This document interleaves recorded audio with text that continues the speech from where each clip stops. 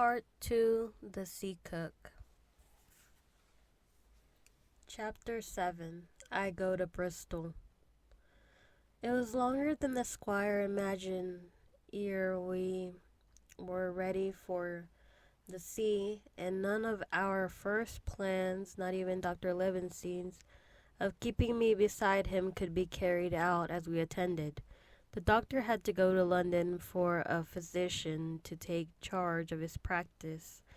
The squire was hard at work at Bristol, and I lived on at the Hall under the charge of old Redruth, the gamekeeper, almost a prisoner, both full of sea dreams and the most charming anticipations of strange islands and adventures. I brooded up by the hour together over the map, all the details of which I well remembered. Sitting by the fire in the housekeeper's room, I approached that island in my fancy from every possible direction. I explored every acre of its surface. I climbed 1,000 times to that tall hill they call the Spyglass, and from the top enjoyed the most wonderful changing prospects. Sometimes the isle was thick with savages with whom we fought, sometimes full of dangerous animals that hunted us. But in all my fancies nothing occurred to me so strange and tragic as our actual adventures. So the weeks passed on till one fine day there came a letter addressed to Dr. Livingstone with this addition: to be opened in the case of his absence by Tom Redruth or young Hawkins. Obey this order. We found, or rather I found, for the gamekeeper was a poor hand at reading anything but print, the following important news. Old Anchor in Bristol, March 1st, 17. Dear Livingstone, as I do not know whether you are at the Hall or still in London, I send this in double to both places. The ship is brought and fitted. She lies at anchor ready for sea. You never imagined a sweeter, sooner a child might sail her 200 tons. Name Hispaniola. I got her through an old friend, Blandly, who has proved himself throughout the most surprising trump. The admirable fellow literally slaved in my interest, and so I may say did everyone in Bristol. Soon as they got wind of the port, we sailed for treasure, I mean. Redruth, said I, interrupting the letter, Dr. Livingstone will not like that. The squire has been talking after all. Well, who's a better right, growled the gamekeeper. A pretty rum go if squire ain't talk for Dr. Livingstone, I should think. And that I gave up all attempts at commentary and read straight on. Blandly himself found the Hispaniola, and by the most admirable management got her for the merest trifle. There is class of men in Bristol monstrously prejudiced against Blandly. They go the length of declaring that his honest creature would do anything for money, that the Hispaniola belonged to him, and that he sold it absurdly high. The most transparent calumnies. None of them dare, however, to deny the merits of the ship. So far there was not a hitch. The work people, to be sure, riggers, and what not, were most annoyingly slow, but time cured that. It was the crew that troubled me. I wish a round score of men, in case of natives, buccaneers, or the odious French, and I had the worry of the deduced itself to find so much as half a dozen, till the most remarkable stroke of fortune brought me the very man that I required. I was standing on the dock when, by the merest accident, I fell to talk with him. I found he was an old sailor, kept a public house, knew all the seafaring men in Bristol, had lost his health ashore, and wanted a good berth as cook to get to sea again. He had hobbled down there that morning. He said he'd get a smell of the salt. I was monstrously touched, so would you have been, and out of pure pity I engaged him on the spot to be ship's cook. Long John Silver, he is called, and he's lost a leg, but that I regarded as a recommendation since he lost it in his country service under the immortal Hawke. He has no pension, Livesey. Imagine the abominable age we live in. Well, sir, I thought I had only found the cook, but it was a crew I discovered.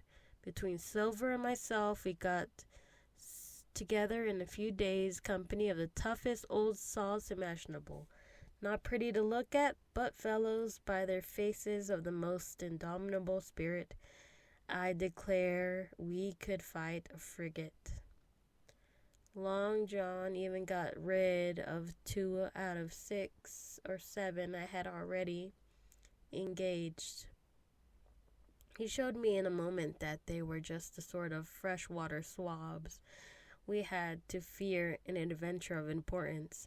I am in the most magnificent health and spirits, eating like a bull, sleeping like a tree, yet I shall not enjoy a moment till I hear my old tarpaulins trampling around the capstan seaward. Ho! Hang the treasure. It's the glory of the sea that has turned my head. So now, Livesey, come post, do not lose an hour. If you respect me, let young Hawkins go at once to see his mother with Reduce for a guard, and then both come full speed to Bristol. John Trelawney. Postscript. I did not tell you, but Blandly, who, by the way, is to send a concert after us if we don't turn up by the end of August, we found an admirable fellow for sailing master, a stiff man, with, I regret, but in all other respects a treasure. Long John Silver unearthed a very competent man for a mate, a man named Arrow. I have a boatswain who pipes Levenstein. So things shall go man or war fashion on board the good ship Hispaniola. I forgot to tell you that Silver is a man of substance. I know of my own knowledge that he has a banker's account which has never been overdrawn. He leaves his wife to manage the inn, and as she is a woman of color, a pair of old bachelors like you and I may be excused for guessing that it is a wife, quite as much as the health that sends him back to rowing. J.T. P.P.S. Hawkins may stay one night with his mother. J.T. You can fancy the excitement into which that letter put me. I was half beside myself with glee, as if ever I despised a man. It was old Tom Redruth, who could do nothing but grumble and lament.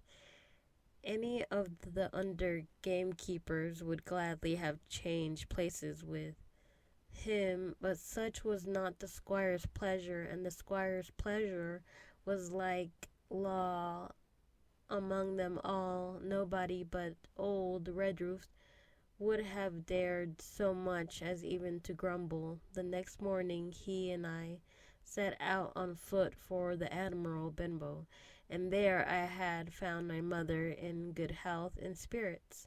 The captain, who had so long been a cause of so much discomfort, was gone where the wicked cease from troubling. The squire had everything repaired, and the public rooms and the sign repainted. and had added some furniture above all the beautiful armchair for mother in the bar. He had found her a boy as an apprentice also, so that she should not want help while I was gone. It was on seeing that boy that I understood for the first time my situation. I had thought up to that moment of the adventures before me, not at all of the home that I was leaving, and now at a sight of this clumsy stranger who was to stay here in my place beside my mother, I had my first attack of tears. I'm afraid I led that boy a dog's life, whereas he was new to the work. I had 100 opportunities of setting him right and putting him down, and I was not slow to profit by them. The night passed, and the next day after dinner, Redruth and I were afoot again and on the road.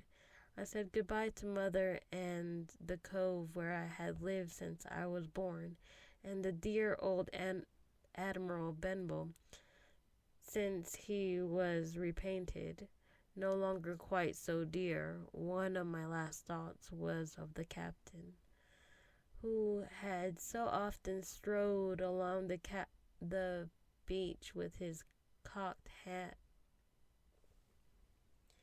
his saber-cut cheek, and his old brass telescope. Next moment we had turned the corner, and my home was out of sight. The mail picked us up about dusk at the Royal George on the heath. I was wedged in between Redruth and the stout old gentleman, and in spite of the swift motion and the cold night air, I must have dozed a great deal from the very first, and then slept like a log, uphill and down dale through stage after stage, for when I was awakened at last, it was by a punch in the ribs, and I opened my eyes to find that we were standing still before a large building in a city street, and that the day had already broken a long time. "Where are we?" I asked. "Bristol," said Tom. "Get down." Mr. Trunnion had taken up his residence at an inn far down the docks to superintend the work upon schooner Drifter. We had now walked, and our way, to my great delight, lay along the quays, and beside the great multitude of ships of all sizes and rigs and nations. In one, sailors were singing at their work; in another, there were men aloft, high over my head, hanging to threads that seemed no thicker than a spider's. Though I had lived by the shore all my life, I seemed never to have been near the sea till then. The smell of the tar and salt was something new. I saw the most beautiful, wonderful figureheads that had all been far over the ocean. I saw beside many old sailors with rings in their ears, and whiskers curled in ringlets and tarry pigtails, and their swaggering, clumsy sea walk. And if I had seen as many kings or archbishops, I could not have been more delighted. And I was going to see myself, to see in schooner with a piping boatswain and pig-tailed singing seaman, to sea bound for an unknown island, and to seek for buried treasure. While I was still in delightful dream, we came suddenly in front of a large inn and met Squire Trelawney, all dressed out like a sea officer in stout blue cloth, coming out the door with a smile on his face and a capital imitation of the sailor's walk. "Here you are," he cried. "And the doctor came last night from London. Bravo! The ship's company complete." "Oh, sir," cried I, "when do we sail?" Sail, says he. We sail tomorrow. End of chapter 7.